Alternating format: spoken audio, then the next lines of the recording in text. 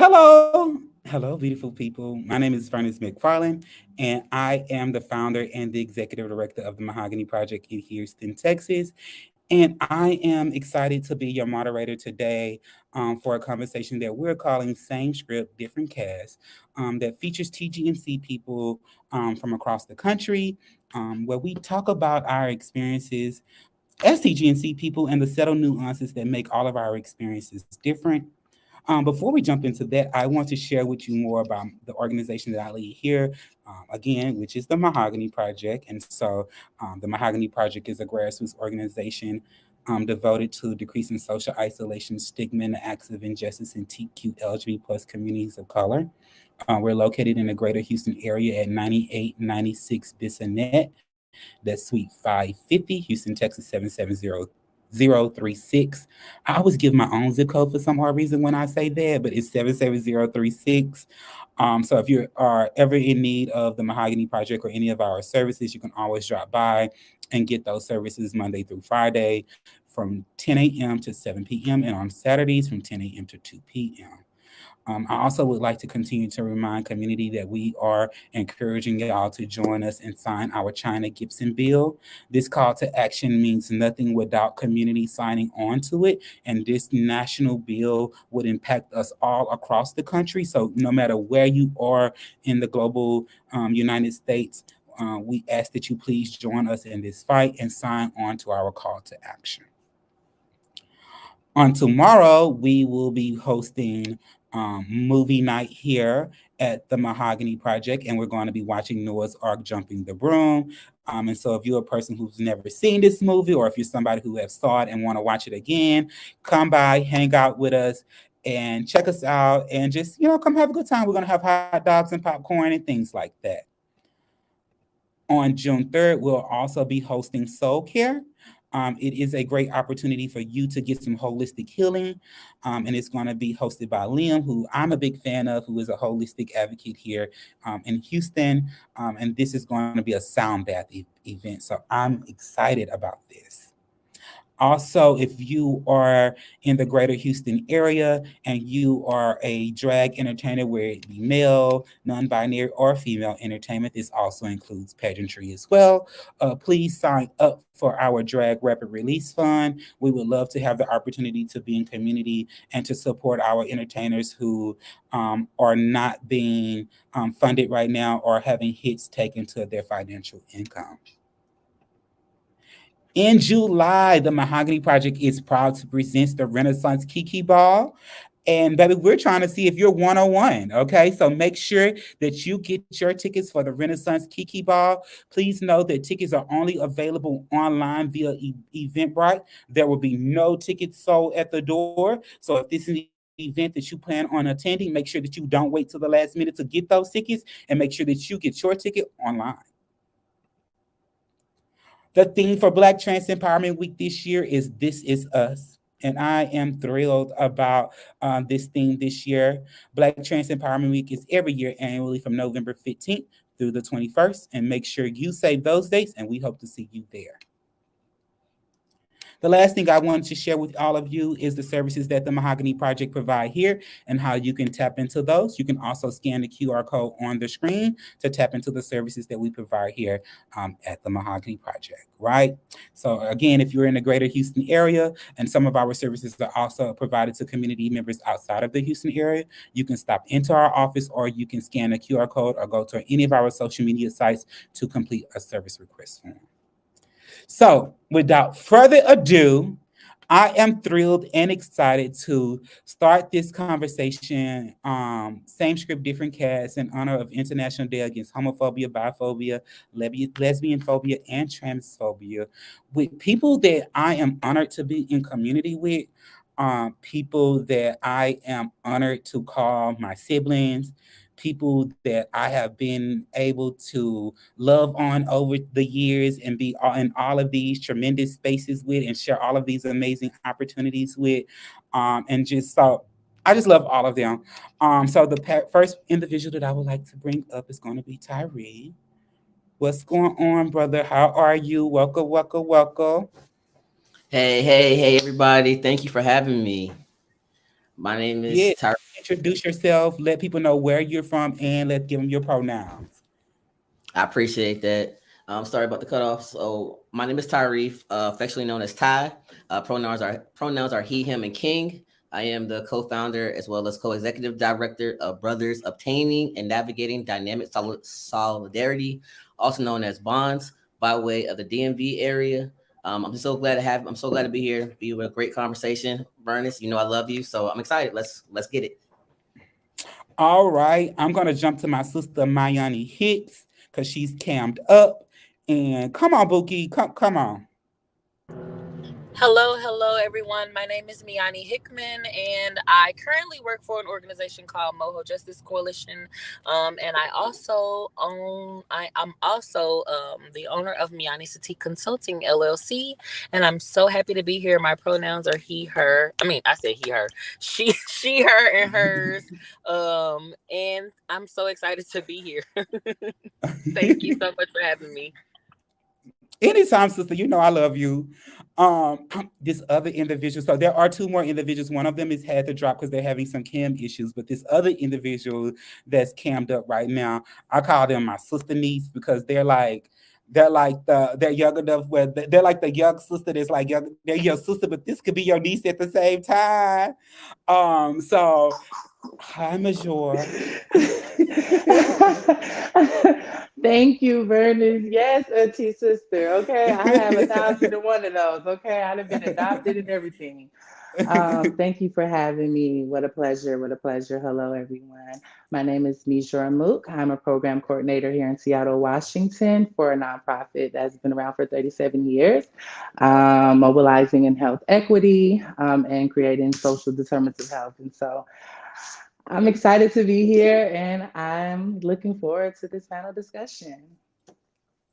And baby, let me tell y'all something. We were not going to have a conversation, okay, today, and not have a conversation with my sister cat, the lioness herself, Miss Samaya Turner. Hey, how y'all doing? How y'all doing? Thank you for the introduction, Bernice. So I guess I'm gonna introduce myself. Yes, you're Um, going to introduce yourself, your name, your pronouns, and let people know where you are by proximity. oh, excellent. My name is the Lioness Samaya Turner. My pronouns are goddess, she, her, and hers, and I hail from Atlanta, Georgia. Thank y'all so much. And thank y'all for being here. Like I said, told y'all not too long ago, when I was putting this together, I thought about all of y'all. And when I put the call out, all of y'all graciously accepted. So I'm glad that I get to have the conversation with people that I wanted to have this conversation with. So today, like the title says, it's the same script, but it's a different cast of people. All of us are located in different geographical areas. We're all people of trans experience, but the things that we have experienced in our work and in community based on our proximity, some of it is the same and some of it is different.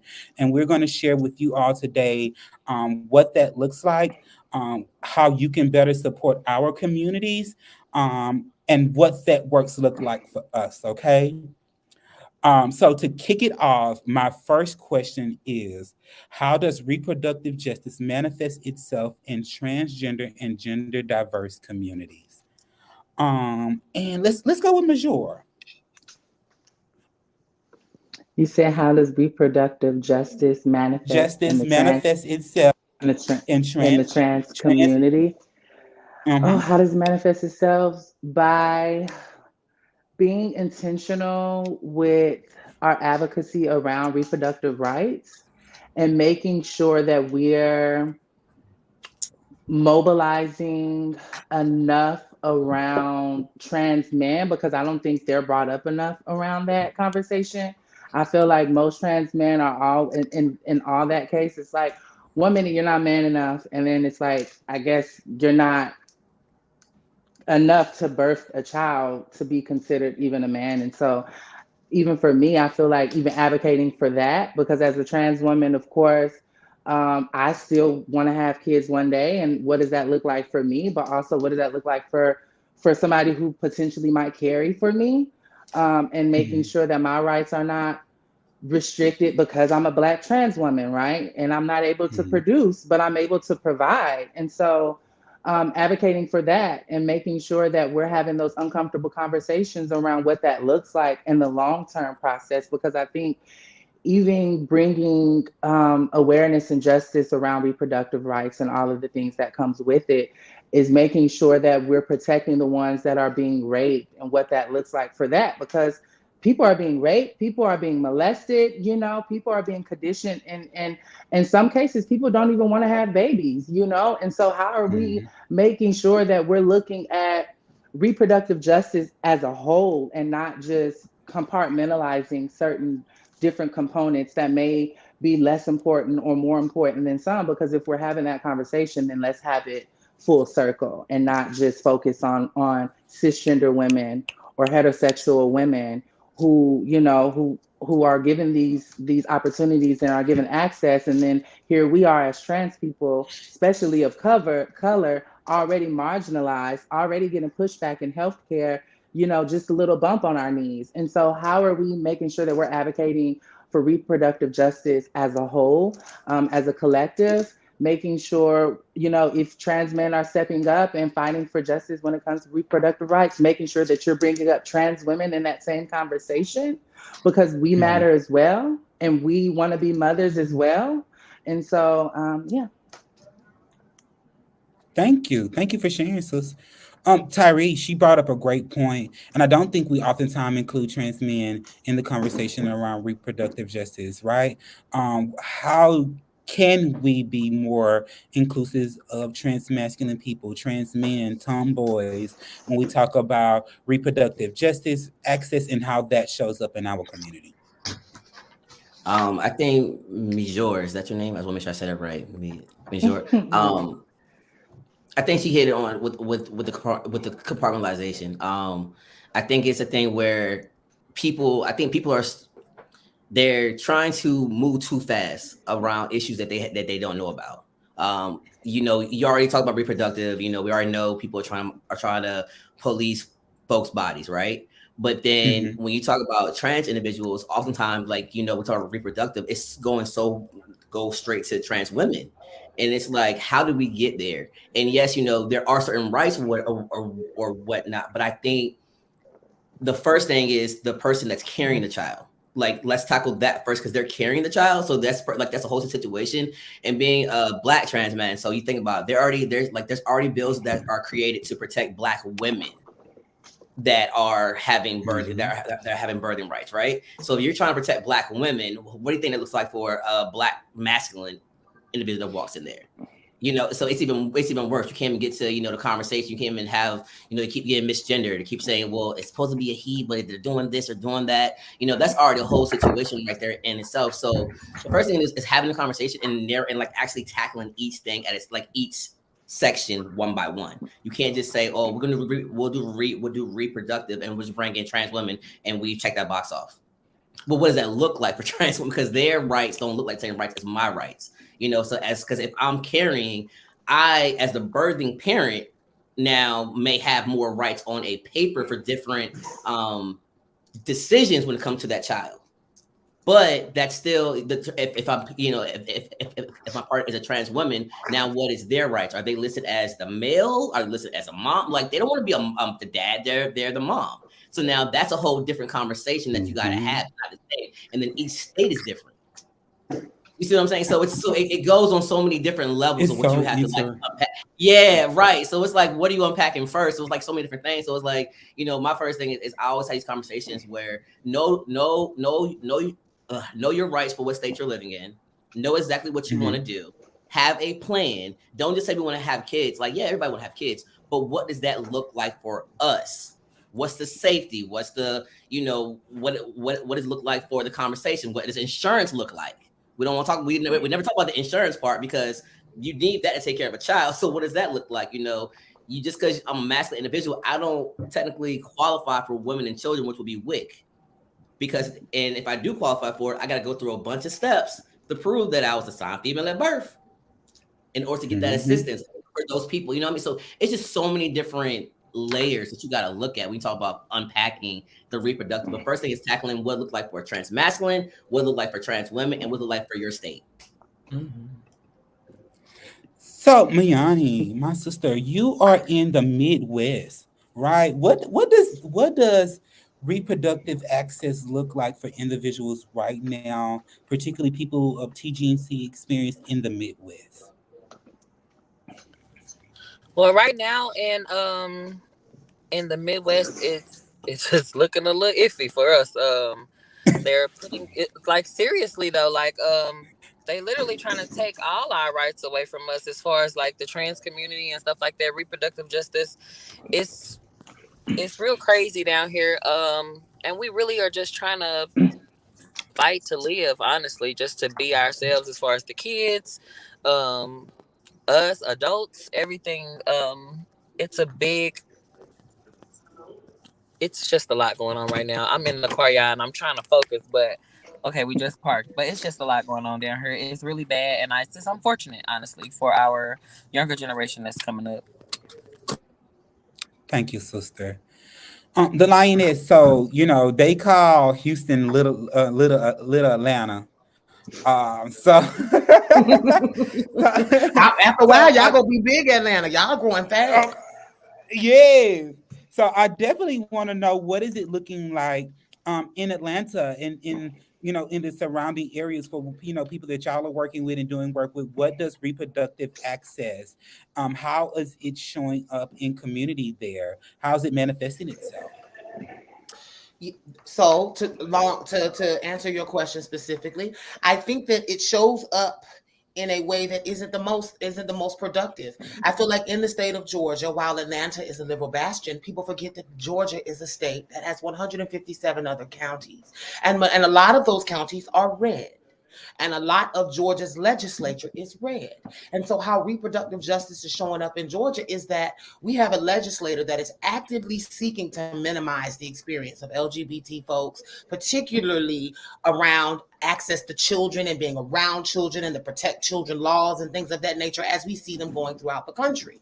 So I feel like a comprehensive way to really, really have reproductive justice in Georgia is beyond the LGBT centers, beyond the organizations that directly serve us. We know that reproductive justice is bigger. So then, what does it look like to have culturally competent people at the front desk at the office when you're going to your doctor's office? Culturally competent providers, a system that actively will have protections in place for you. What does it look like to have to train our health departments and have to expand the conversation? Because what you all are talking about today is about terminology. It's about being culturally competent. It's about being culturally sensitive and aware. But we first have to change the language around reproductive justice with our care providers, with our politicians, with our community, because I feel like that's the real piece. We know that we need this justice, and we know that reproductive justice is around us having autonomy over our bodies. But first, we have to get that humanity piece in. And I think that's what larger Georgia needs beyond Atlanta.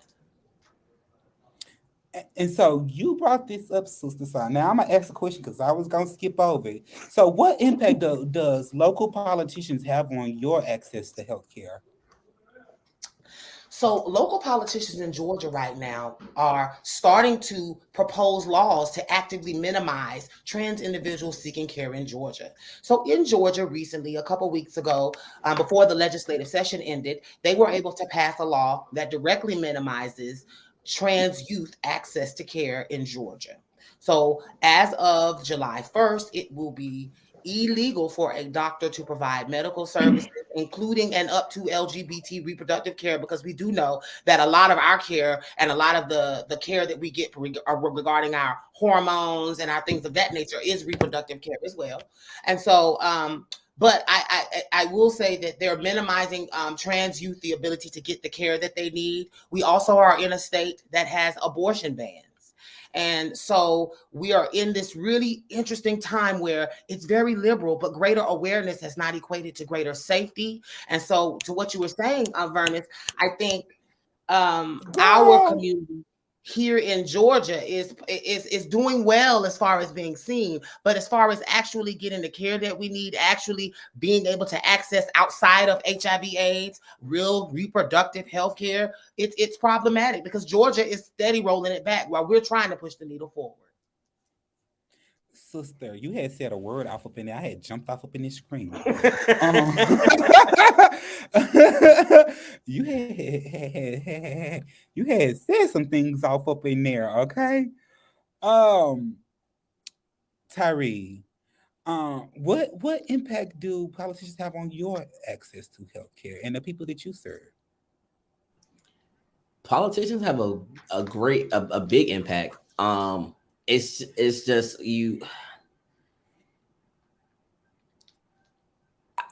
they serve a great impact, but I don't think people, not just transgenders, I don't think people understand the impact that politicians play.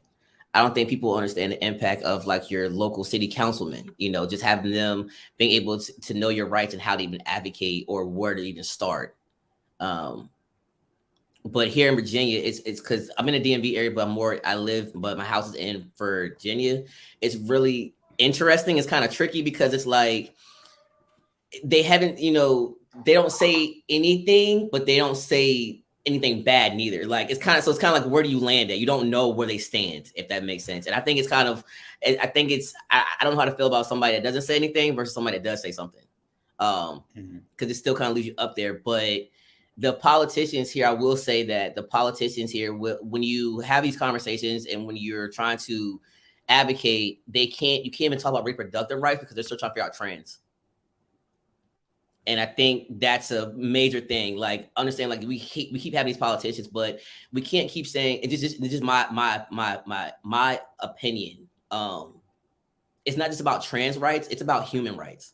And that's just we're Black first. I'm a Black man first, right? So I'm not going to go in there talking about, well, my trans issue. I'm talking about what are issues being a Black man, and then I lean over to other issues that might intersect. Because I've noticed that when you lead, just what I've noticed from what I've dealt with is that when you lead with, well, trans, we haven't had this, you haven't seen this, whatever, they're like, okay, and but if I say Black and brown people are going through this and Black men are being this and the numbers are here, okay, talk more about me, talk more to me. And then once you got will them in, whatever, because now they don't feel like they're being attacked. They feel like we're having a conversation.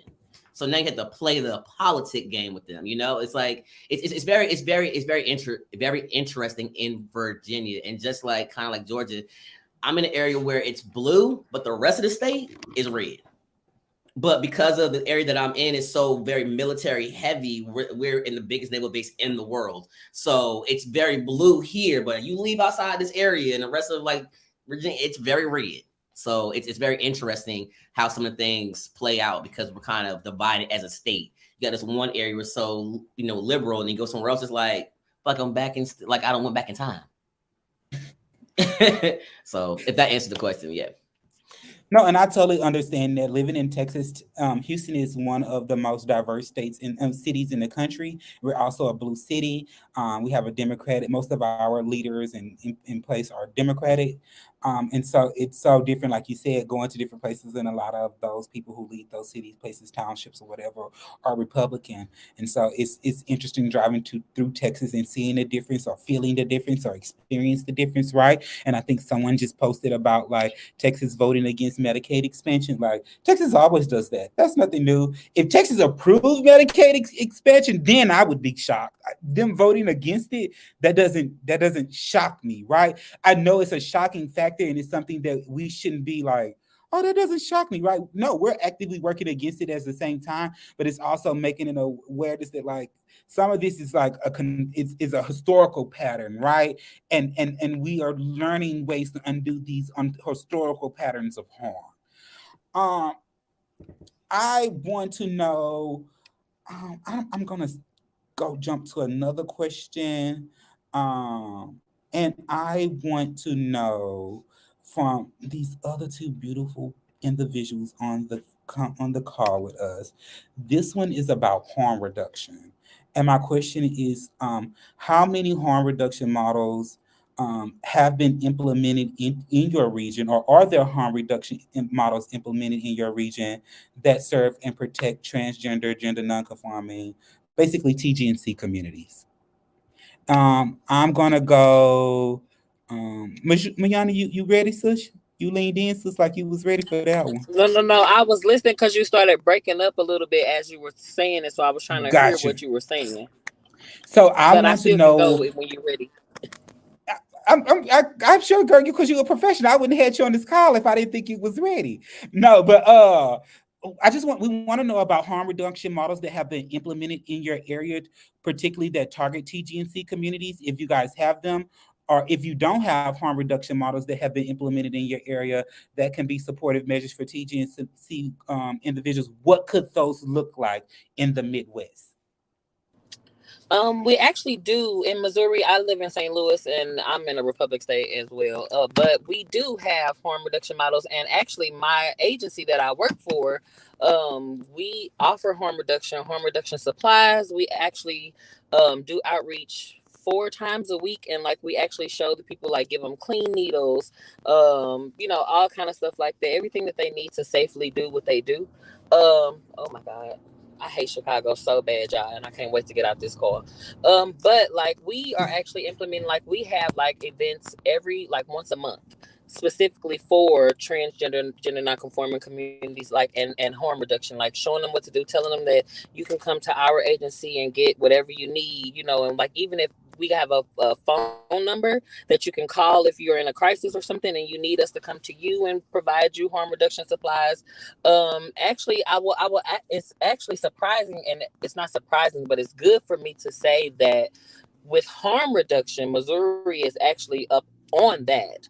They're on it more than they should. I'm not going to say more than they should be, but they're on harm reduction more than they are about, transgender, gender nonconforming care and access to healthcare and stuff like that. But that's a whole nother conversation. But harm reduction, they actually on top of it in Missouri. Awesome. Thank you, sister. And I also wanted to let you know I already knew that. Me asking you that question was by design, it was not by happenstance. Major, can you tell us more about some of the harm reduction practices where you are, and if they are available, and if not, what those practices could look like? Well, I work for a health equity organization, and we're always doing community outreach. We're always reducing harm in our community. What that looks like is making sure people's mental health is like in place, making sure that they're getting all the tools that they need, making sure that they are aware about their rights, right? And what that looks like. Being in a space where I'm working in a nonprofit, I've created a workplace safety model toolkit that I've also been selling.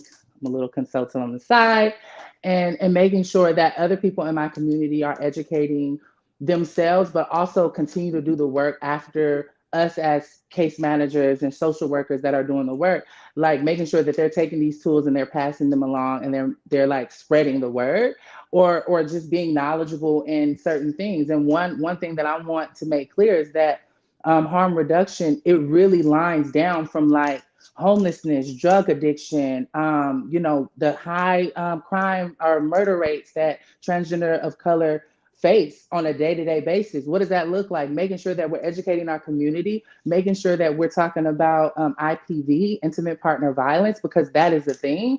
But how are we reducing that in our community? What that looks like is educating the people who are dating us as trans people, living these trans experiences, who are not educated and knowledgeable enough, but they are knowledgeable when it comes to the bedroom and the bed positions, but they're not knowledgeable when it comes to our livelihoods, our terminologies, because those are harmful. We deal with so many triggers on a day-to-day basis around microaggressions, the lack of empathy, the lack of equity, the lack of equality, and all three of those components could be harmful if they're not being looked at right. If those models and those toolkits in these healthcare facilities that we're going to seek care in are not knowledgeable on me trying to gain access, your intake forms, that those things are harmful for me, because one thing about it is that if I'm not comfortable in a space and I'm not affirmative in a space, I'm not going to knock on your door and ask for no help from you, right? And I think, and I know that you posted something about, having friends that are harmful, people who are enabling other behavioral toxic things can be harmful. You know, if you see your friends doing drugs, like, yeah, I'm gonna give you these utensils, but I'm also gonna give you these resources to seek some help, because I don't want to see my trans sister out here snorting and doing all kind of drugs, and me being a person in nonprofit world trying to help the community, what that looks like. Girl, let me make sure that you are okay.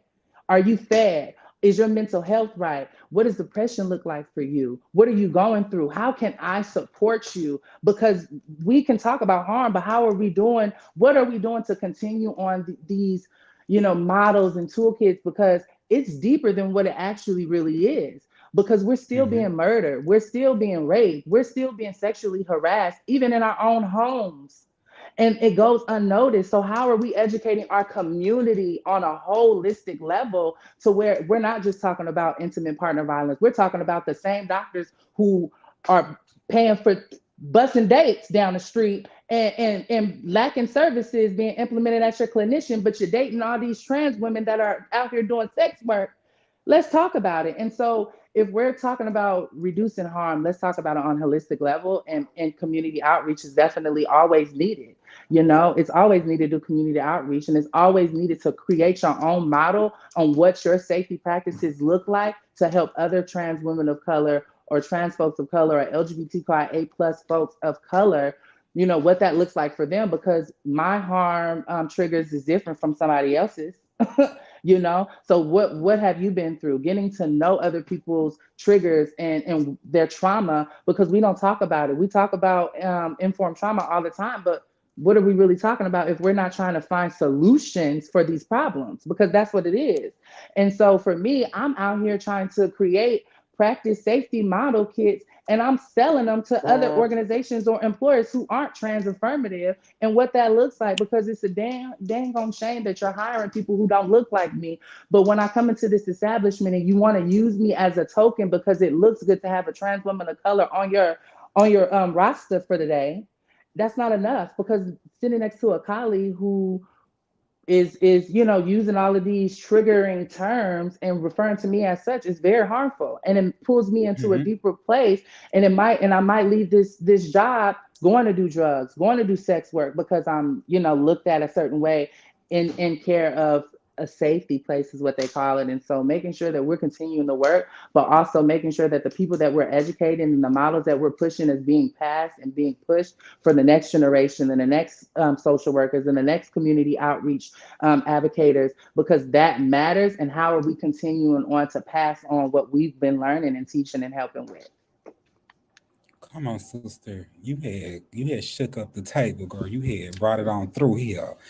And this is what we need, because harm reduction is like very, very important. And I would also even add to the conversation that people aren't thinking about how black market silicone, black market hormone, sharing hormone injections and things like that show up in harm reduction practices for TGNC folks, and how, making these things more accessible to us kind of alleviates all of that, because then I don't have to go and get the Mexican moms. I don't have to, me and my sister take shots from this same bottle, and we using the draw syringe, because we don't have multiple syringes, so we also using a draw syringe to also inject it into us. And so it's educating on things like that as well. And so I think there's a lot of opportunity nationally to just provide better healthcare practices, training, and education that better centers TGNC folks. And just shout out to Jasmine Tasaki for just all the work that her and We Tell Care Tennessee does around harm reduction, and being more inclusive about bringing specifically trans feminine people into that space of harm reduction. So shout out to We Care Tennessee and Jasmine Tasaki for doing that work, and all the beautiful Black trans feminine and women people who are part of that cohort. Um, so my next question for y'all is, who are people that you would consider to be two things? This is a question that's twofold. Who you would consider as possibility models for you? And who would you consider possibility models for community now?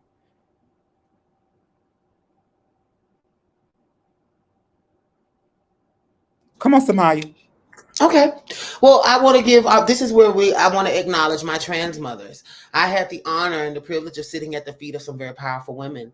I would like to say a possibility model for me was my first trans mother, Minister Alicia Newsom. She's a minister here in Atlanta, Georgia. She was a minister here in Atlanta, Georgia before she passed. And she was the woman that saw that little girl in the back got something to say, give her the mic. And even when I didn't want it, even when I was running from it, she pushed it in my face. And for me, that she was a woman that was doing the work in community. And and she showed me service. I would also like to acknowledge at this time my second trans mother, and the woman who's really helped me bequeath my legacy in this moment is my Cheryl Courtney Evans. She's a major trans advocate, heavy hitter in the Atlanta trans movement, and she was a possibility model for me. I could add so many others, including my sister, Toy Washington, executive director of the Trans Women of Color Healing Project, and so many other folks, because I know that my possibility models came from watching other women walk and do it elegantly so that I could run. And so for me, that was a really, really powerful thing. And for me, I think the second half of your question was around, I'm sorry, you said your second half was what now? Who would you consider to be possibility models of today? I believe all of the women the women and men and folk in community that I see that are doing this work. I want y'all to know this is not easy. This is labor. This is service. This is a sacrificing. Because the reality of life is this work doesn't pay much. This work also brings you a lot of emotional baggage. So if you have taken the charge and stood up to do this work, and you are someone that is fighting, because I know we aren't getting paid a lot. So if you're fighting beyond homelessness, if you're fighting beyond being underpaid, if you're fighting to struggle to pay rent, if you're doing all of these things whilst doing this work, you're a possibility model for me. And I think those are the people that we should be looking towards. Don't get me wrong. I love the fab girls that are beautiful. I love the people that are doing excellent in ballroom. But I also think that we need to be conscious of our future forward in this political climate. And so everyone doing that work to me is a possibility model. Come on, sister. Come on. What about you, Mayani?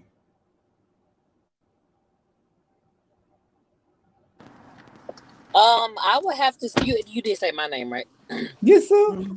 Okay, I would have to say a possibility model for me was two people. Well, three people actually. One would be I would definitely have to like to say my first gay mother, which is Gabrielle Souza. She's incredible, and we literally have known each other since I was like 14 years old, and like she was there every step of the way, taught me how to drive, like from teaching me how to drive, to just being a part of my life every day. Dana Williams and Dr. Tatiana Moden have played such a pivotal role in me being where I am today. Like I would never, a little ghetto girl like me from the hood would never dreamed of, doing the work that I do today. I always knew that I wanted to help people, but I never thought in this capacity would be. And thanks to them is the reason why I'm in the position that I'm in. And then the possibility models for now I would definitely have to piggyback off of Samaya and say all of the people that are out here doing the work right now. But I definitely want to highlight one person that is extremely special to me, and that's my daughter, Amaria. Like Amaria Hardwick. That's my niece. Yes, I know y'all met in DC. Y'all, like this lady, her drive is like, it's incredible. The way she wants to help us and help our community, and she's there for us, it's incredible. So I definitely wanted to give her flowers. And Major, you actually remind me of her every time you say something, even just sitting here looking at you. I'm like, damn, is that Amari? I keep looking at the camera like, is that my daughter? Because you sound like her, like she's so brilliant. So I definitely wanted to give her roses and highlight her. Dr. Tatiana Moden, Dana Williams, and Gabrielle Souza. Thank you. Yes, and shout out to Dr. Tatiana Williams, Dr. Tatiana Moulton. I love my sister. She's out here doing it really, really big and really making waves for us in community, and showing up in many spaces that a lot of us would not be privy to do the work for all of us. And sister, wherever you are, if this falls upon your ears, know that we all here love you. We speak your name, Tatiana Moulton. Yes. Yes, we do. Yes, we do.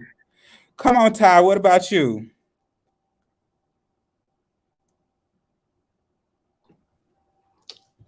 I would say I would start with my trans father, San Juan Ova. He's over like over 15 years now. He always told me like, whatever you do, just be the best at it. Like this ain't your life. Cause I was a wild child. I was, coming out the gates when I first transitioned. I ain't had nobody look like me. So that was somebody that always said, look, I don't know what you're gonna do in life, but it ain't gonna be this. And so I would say him, Marissa Miller. She took me under. She took me under the wing and was like, "This is what's gonna be." And I would say also Alex Santiago of I Am Human. That's been my uncle. He played no game. I definitely appreciate them.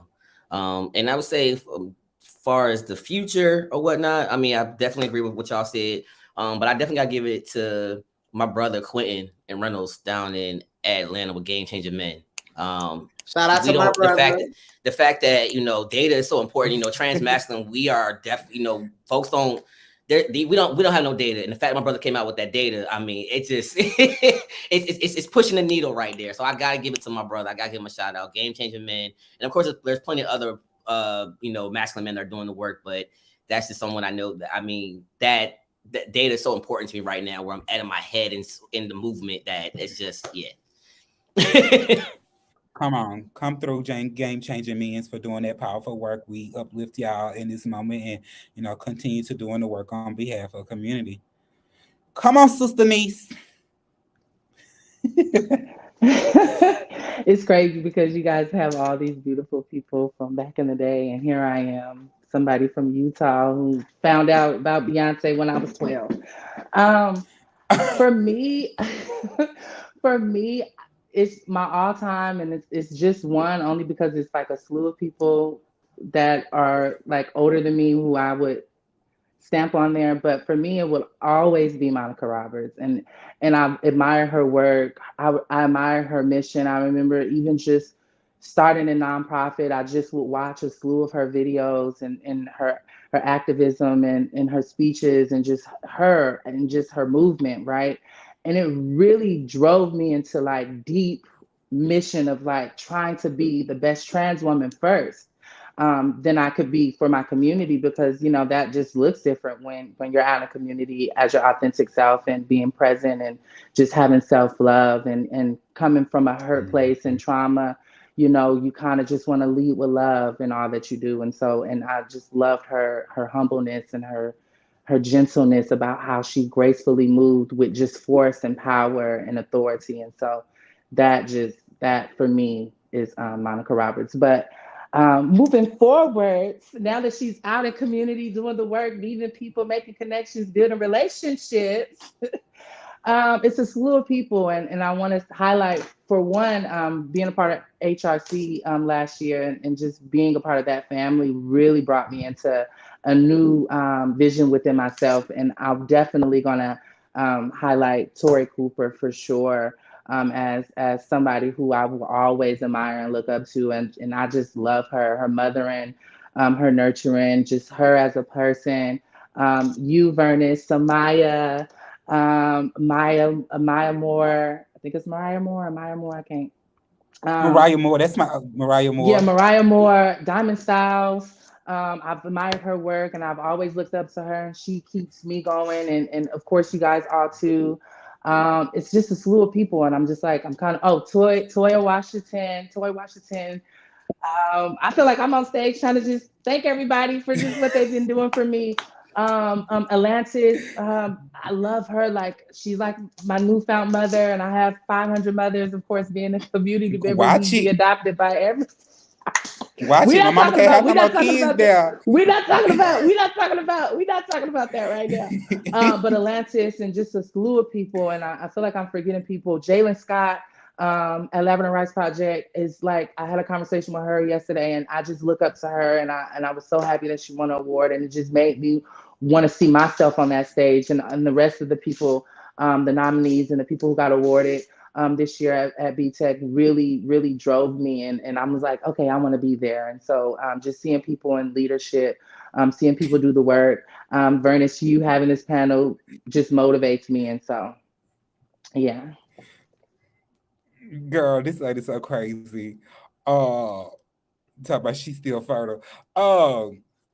So I want to. So you know, for me, my mom was like my first like possibility model. She didn't remember this, but like I used to message Atlantis way back when on like MySpace and like ask her for like help or like advice and like all of these things. But she was like for me, was like the first person that I could like see and see that I could potentially have access to and could potentially guide me like where I needed to be. And so for me, she was like the first possibility model that I had access to, and that I visually saw as tangible. Now, you know, being more in community, I think about some of the same people you think about. I think about, you know, the Dominique Morgans. I think about the Brianna Jenkins. Y'all have no earthly idea how much I love Diamond Styles. Like, I love Diamond so much, right? I think about, you know, amazing people like Sean Coleman, and Carter Brown and Trey Sean. And, you know, I think about, you know, the Jalen Scotts, and I think about the Beautiful Divines, and I think about the Mackenzies, right? And the Kayla Flynn's. And I think about all these people that I have had the opportunity to share space with, to create space with, and be in community with over the last 18 months, and to see how all of you all are beautifully creating and cultivating community around you. I also see all of you as possibility models, right? For communities and for people in different places, right? I see all of y'all, you know, representing these different facets of community and standing very strongly cemented in that as possibility models for community, for people to find, look up to, and have access to, right? And so I thank all of y'all for doing that and being that for community. Um, I just have two last questions, and I am going to turn over y'all time back to y'all.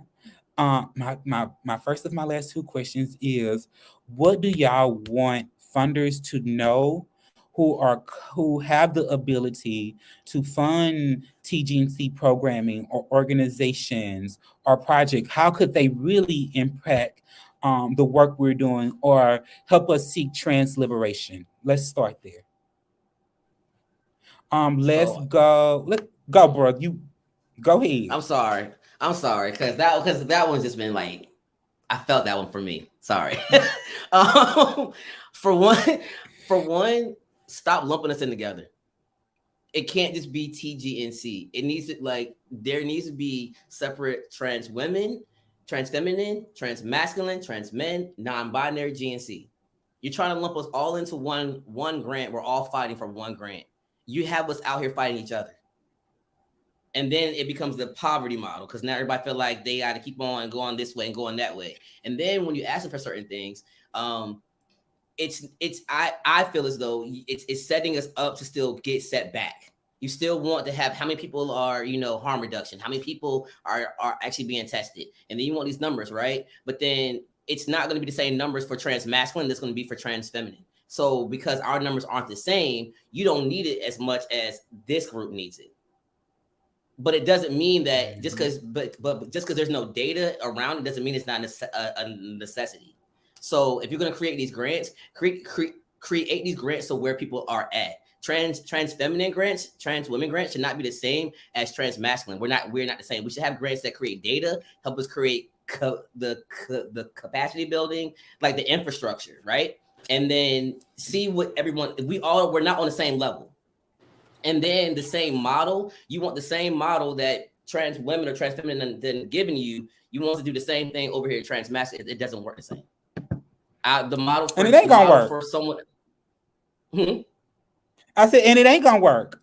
No, it's not gonna work. So it's like so. Then when you put these things, well, we've seen that the trans women are doing this and it works for them.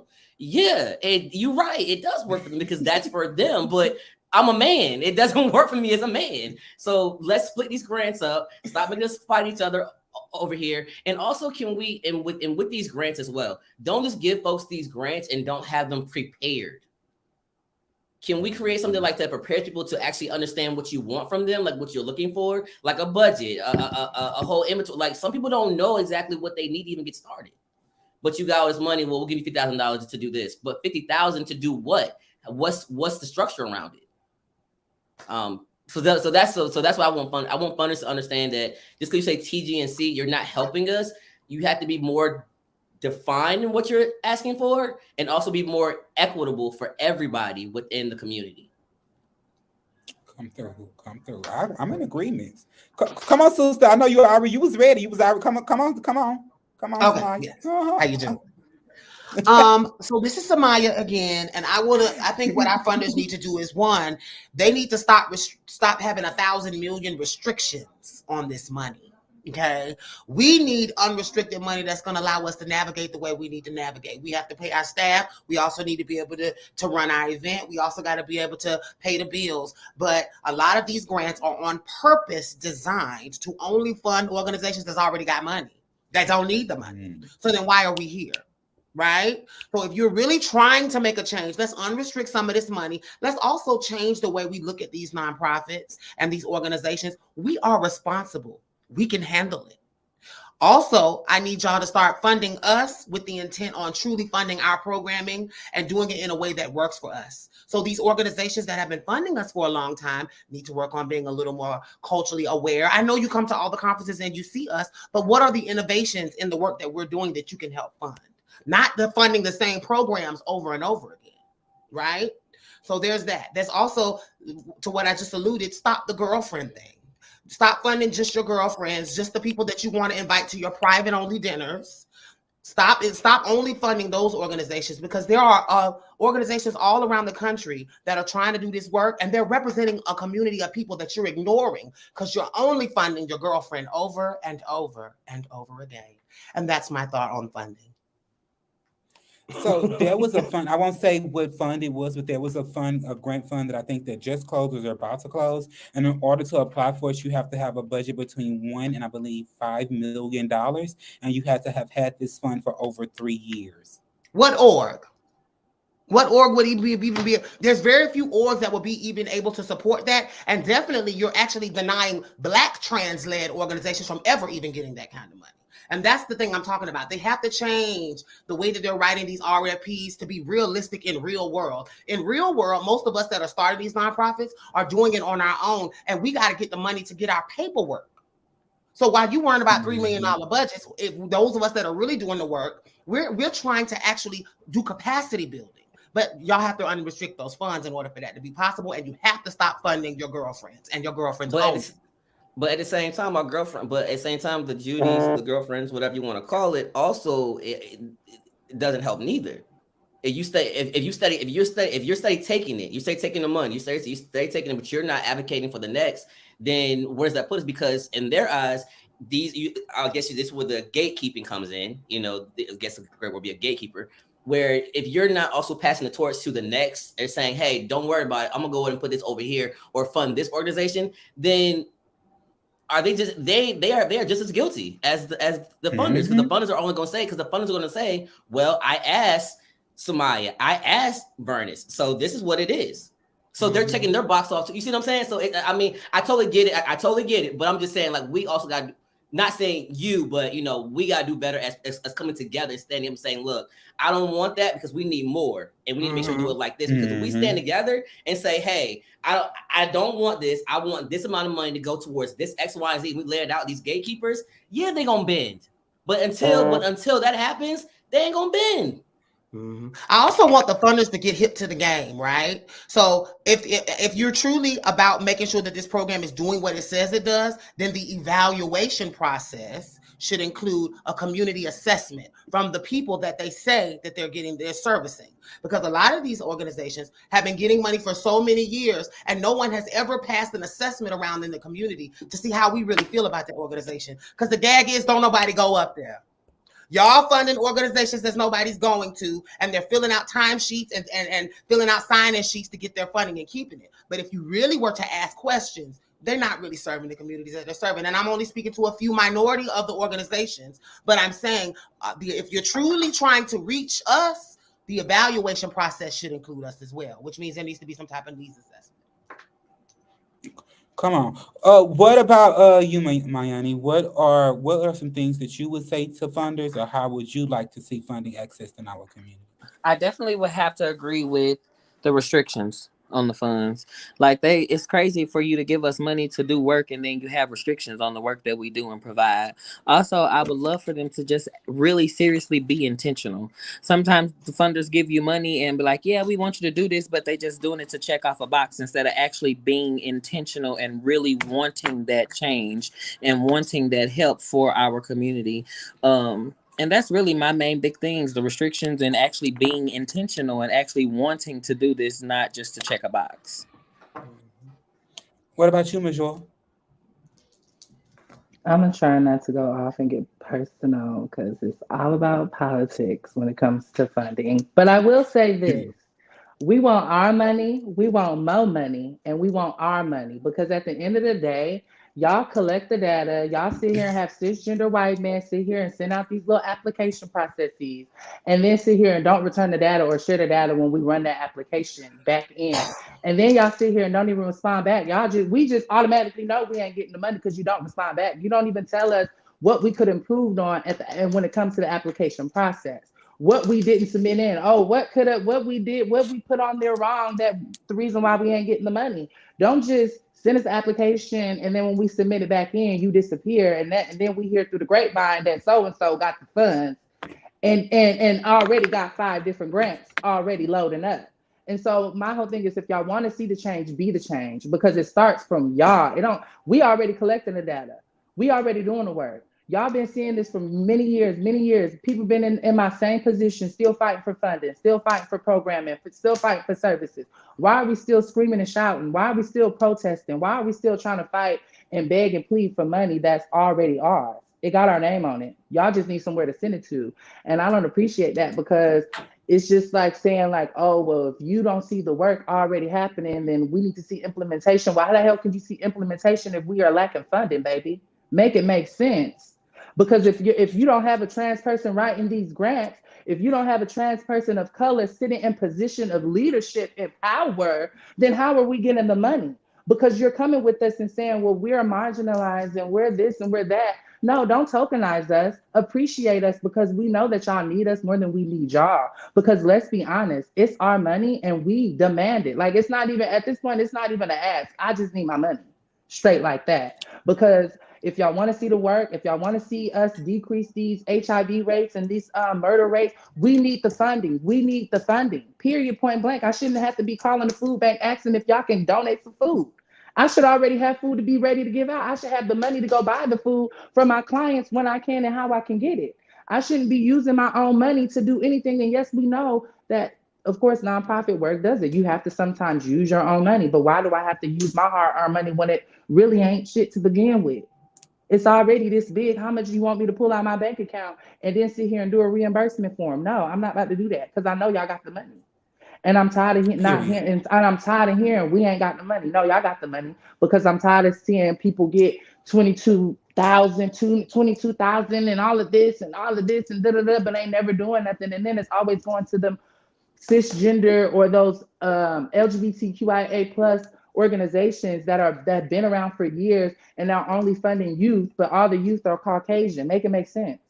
Because y'all missing a whole different graphic, and stop trying to ask us about HIV because let's be honest, that conversation is running real dry because not everybody is doing HIV work. Not everybody is positive. Not everybody is this and that. It's more than our lives than just HIV.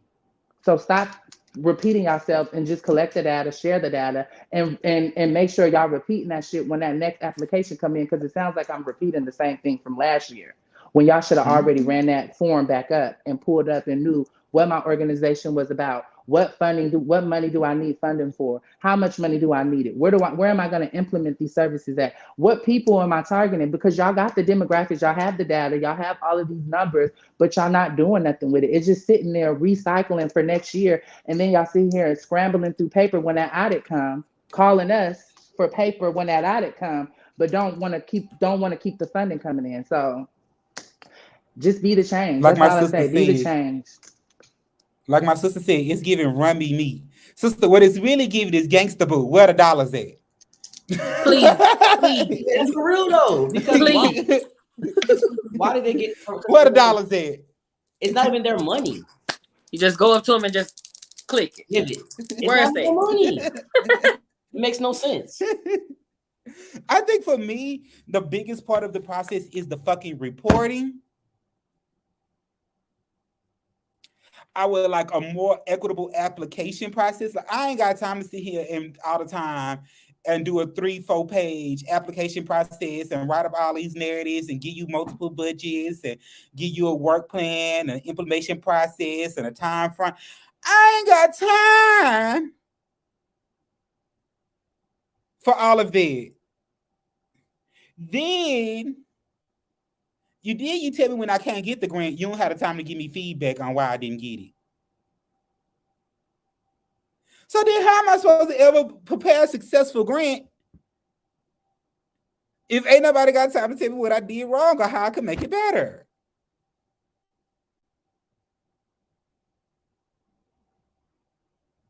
The math don't But be then mathing, what? y'all. But then want to That's show what up. it Then is. want to show up for T-Door and hold a candle in the sky. Boy, go, you don't get up out my face. Oh, Give me my money. whoa. And with only with only a $200 budget.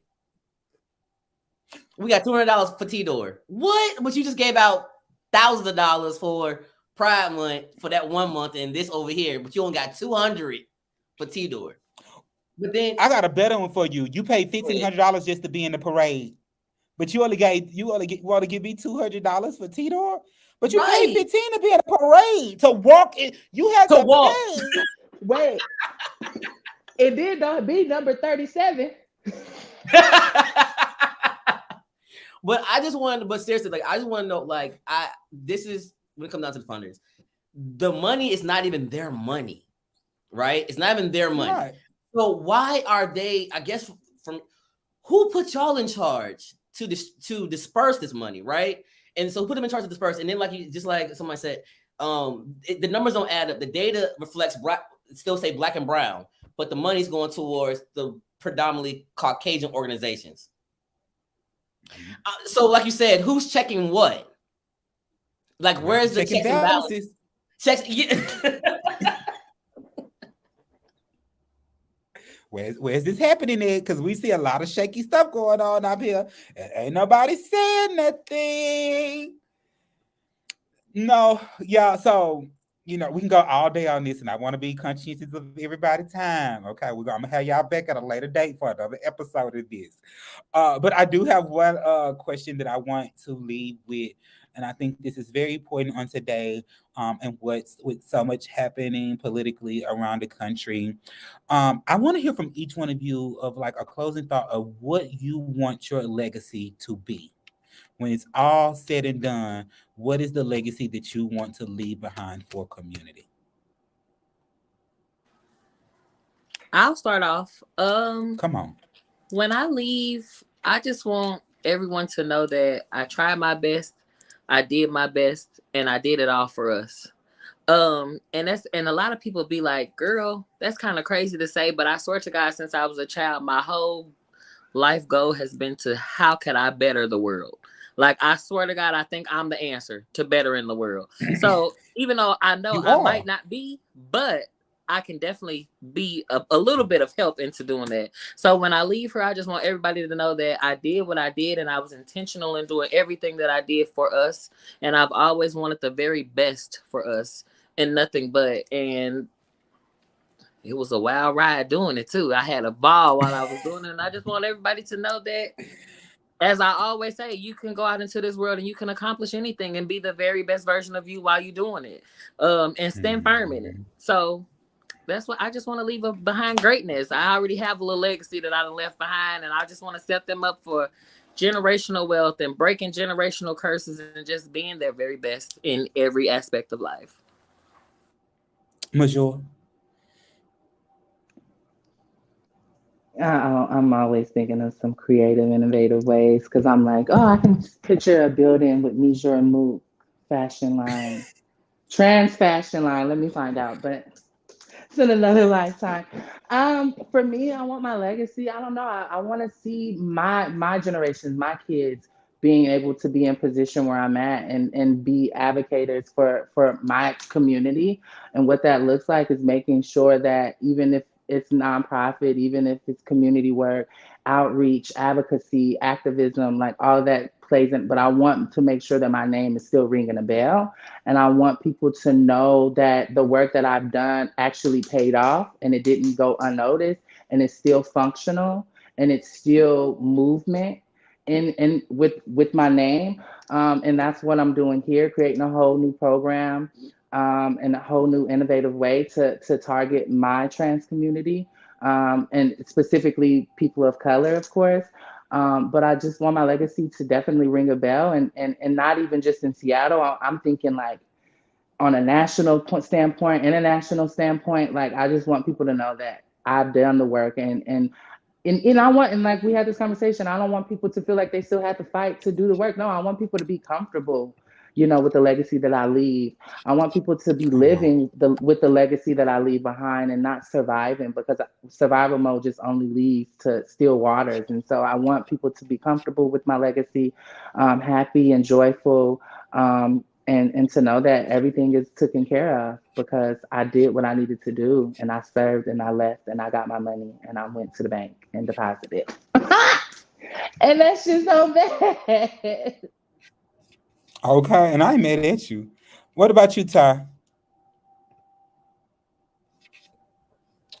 I want my legacy to be I may not have always gotten it right, but I always tried and I did the best that I could.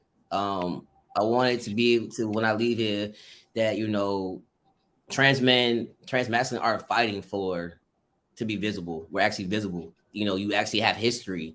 You actually can go and see, like, there are trans men that have paved the way, have done things. There's been people way before me, but I feel like trans men, we just don't really have no history like that. We don't have like no one. You got the Sylvia Rivera's, Lamar Speed Johnson, like that. But I feel like for trans men, we don't. We have living legacies, but we don't have people like that right now. So I want to have a history of having trans men visibility, but also knowing that I never backed down. I always stood up for what was right, whether people liked it or not, whether people wanted to hear it or not. I'm always gonna do the right thing, and I'm always gonna stand up for people when it's not right and people that are not being heard. I've always want to speak for folks that have that don't have a voice. That's what they know when I leave here. Like, no matter what, he's gonna say something. He's gonna speak up. It might not be, he might not like what he say, but he's gonna speak up. But yeah. Come on. Um, Samaya, sister. Yes, how you doing? So, for me, I would like. I believe in the adage: "To whom much is given, much is required." And so many people in my life have poured into me and speak life into me that that I know that my purpose in this world is to be a beacon of light to others, so that other people can be affected by God's light. Because I do believe that I'm also in ministry in this work. So for me, it's not even really tangible. It's not even about an accolade.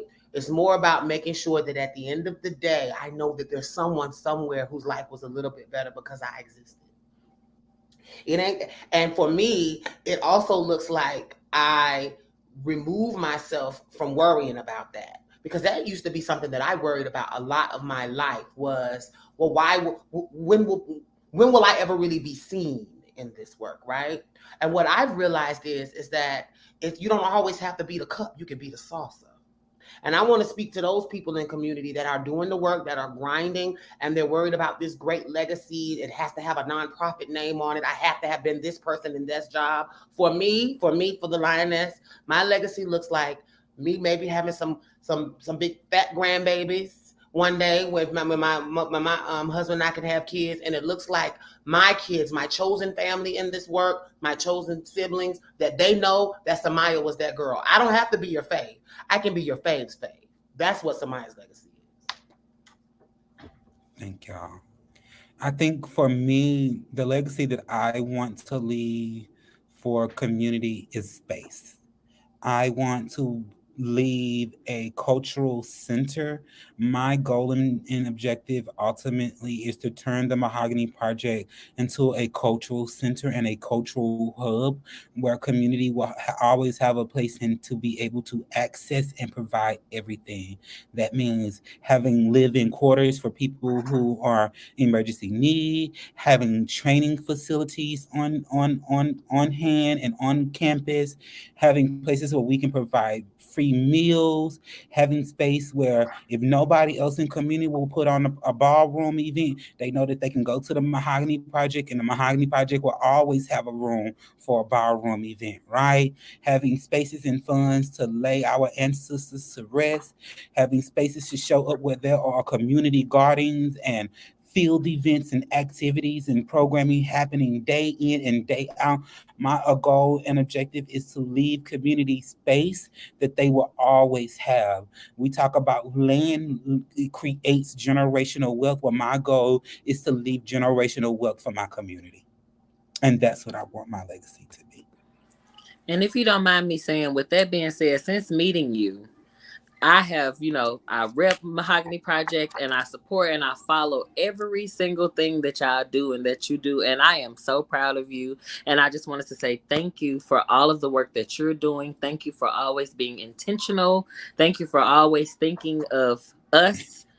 And thank you, because you're incredible. Thank you, sister. I love you so much. I love you too, Bro, sister. seriously, I'm with you on that one because I remember like when I started following, I was like, I don't know what they doing with Mahogany, but I like what they doing. I just started clicking, and then Bernie Sanders was like, you follow my organization. I'm like, what's your organization? Mahogany Project. I was like, yeah, and like their energy. I feel that. I feel everybody's not like I'm about spirits and everything, and the energy. Your energy has always been real, and I appreciate it's always been real, genuine. It's hard to find Thank real y'all. genuine in this work and in this and I feel like this with people now. So I appreciate that and I thank you. Thank y'all. I really appreciate that. Thank y'all so Well, I much. do want to add in, since we giving a love to Vernon Power.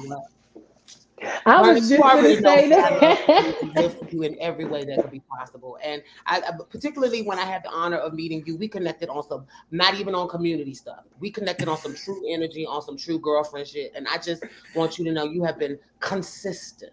And that's rare in this work, to meet consistent people. Oh, it's a lot of girls that'll give you the fab rah-rah when they first meet you.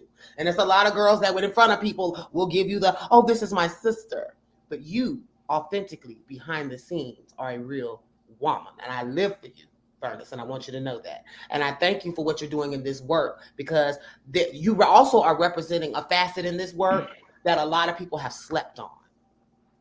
We always thought the work had to show up looking a certain way, and a lot of these organizations are picking girls based on how they look. Amen. But I love that you carved your niche and you stood for this community, and you're doing something your own way, and you don't care what other people think about you, and you don't mind being confrontational, and you don't mind being unliked. Because I believe a lot of people in this work are in it now for popularity, and you represent that old guard for me. It's not too many people still doing it the old way, and I live for that. Thank you, sister. Yeah. And now for the Thank you. grand finale. For the grand finale. I want to say to my Verdis, my sister Auntie, happy birthday to you. You so childish. But no. On a real note though, Verdis, ah, I get so emotional when I talk about people that I actually love and care about. And I mean, family just comes in all shapes and sizes and forms, and like you just never know who God will place in your life that will really truly remind you of old people, right? And so I really, really enjoy watching your leadership. Like one thing about your leadership is, baby, you gonna lead, okay? In any space that you're in, you're gonna lead. Whether it's passing out bad vibes or selling Telfar bags or popping out brochures and panels, facilitating, running, consulting, selling, entrepreneurship. Vernus got your name all on it, and so like I really love everything that you're about. Like I love it, I love it, I love it. You are truly like my baby, my heart, my joy. Like I'm so grateful to have met you in just the time of my life but also to be in spaces with you to where I'm being liberated and elevated in so many different aspects of my life and my leadership. You really are one person that I know that I look up to in this line of work, whether it's trans, whether it's just humanity, whether it's just love. Like you really, really, really, really, really bring the best out of me, and I love people that bring the best out of me by far. And I thank you so much. And that cookie was amazing. So go on and send me a box of Yes, them. the cookie. Yeah, that cookie, child. That cookie almost put me out at D-Tech. Sleep right in the Um, lobby, okay? um, thank y'all so much. Like, I really appreciate this. I also want to say I didn't pay them or ask them to do this part of the program. This was Not just at all. merely. If baby, when you genuine like you are and intentional, baby, it's just organic. And that you needed the flowers because you definitely deserve it. Yeah, and I really appreciate this. I have really been dealing with a lot emotionally lately while still trying to build the community and, help with a center and lead an organization and lead a team and just show up for community time out and time again. And so I really appreciate this, and I really appreciate that all of you hold me in such high regard. It's no small feat. Know that I also keep up and watch everything that each one of you are doing. I make it an intent to like comment on your posts and to be in your lives and to reach out to y'all. Um, I'm not a person who always felt like community has had my back. But Mm. to know that there are people across the nation that go up for me and love for me and hold space for me and take up space for me and echo my name, I appreciate all of those things. And I just love all of y'all so much. And I really, really, I'm trying to keep from crying. I really, really appreciate it. And I really appreciate all of the love that y'all have for my organization and like the work that we do and just making sure that y'all keep the work that we do alive and just echoing it in community. So just thank all of y'all for that. And thank all of y'all for y'all service in community. And again, for just being possibility models for people in community, for showing up today. We could have asked y'all to do this, and y'all could have said no. I don't want to do this, or I don't want to be a part of this, right? And y'all jumped at the opportunity to do this. And most of y'all, when I reach out to y'all in any form of capacity, right? Y'all jump at opportunities to work with me, Mm. and I really, really appreciate that. I really, really appreciate it. And just, thank all of y'all for just being in community with me all of these years. Some of y'all I have known for years, some of y'all I have known for months. And I just appreciate all of y'all just being in community, with me without asking or without question or without hesitation. Um, yeah, thank y'all. We are so proud of you, Verdis, and all of that you do, baby. We love you. Keep doing it. Got me I'm over here always crying. support it. God And damn. keep I letting me know. know when to take my thing off a hide on my Facebook. You be like, take your thing for public. Open it for public. Yes. I I love I'm you all so about much, making sure baby. people get information and everything is accessible. And again, I love all of y'all, and this won't be our last time together, or in community, or on a Mahogany Project platform, or whatever. And again, just thank all of y'all so much. And so this conclude our programming. If anybody had the opportunity to not check in today or missed it today, you can always refer them back to this. It will be on our YouTube and our Mahogany Project page. And y'all are always welcome to share it to y'all channels as well. But thank you everybody for joining us today, and my family for being here with me today. Thank y'all so much. Thank And you for I'm going having us. to And can I just say one more thing before we close out? I always like to say this every time I get off any meeting. I don't care whose it is. But I always like to encourage everyone to go into the world and bring the very best version of you into every single room that you walk in and stand in that shit. And that's it. I love you, Vernus. Thank y'all. It was a pleasure to meet y'all, and I'm gonna get all y'all contact information when it's over with because we gotta stay in touch. Yeah, we have to stay in touch. I was just Yeah, I gonna like say this was a dope conversation. I don't feel like it was Just even a panel. I feel like it was just organic, you know, like talking. yeah. this was a This is what we pride mahogany ourselves on at the setup, Mahogany baby. Project. Yes. Yes. And so, like I said, and this won't be our last time. We'll definitely take up space and share in community again on this same platform in the same way. And so, just when we reach out, y'all respond, and we love all of y'all. And I'll make sure that y'all all get connected and be able to continue to stay in community with each other. Absolutely. Thank you so much. Peace, y'all. Thank you Peace all. out, Y'all Thank y'all. stay safe, everyone. stay Bye, Love and everybody. light, safe. Thank love and y'all Love. See so light. y'all much for later. joining Thank us. you, Bernice. Bye. Love you. Love you. I love Samaya, you love too. My you sister. guys. Thank you so much, everybody, for joining us for Same Script, Different Cast. I have been your moderator for this evening, Vernice McFarlane, and it is my pleasure and honor to be the founder and executive director at the Mahogany Project, where you can find us Mondays through Fridays from 10 a.m. to 7 p.m., and that's on Saturdays from 10 a.m. to 2 p.m. And remember, we are always, always, always in community and family together. Peace out, everybody.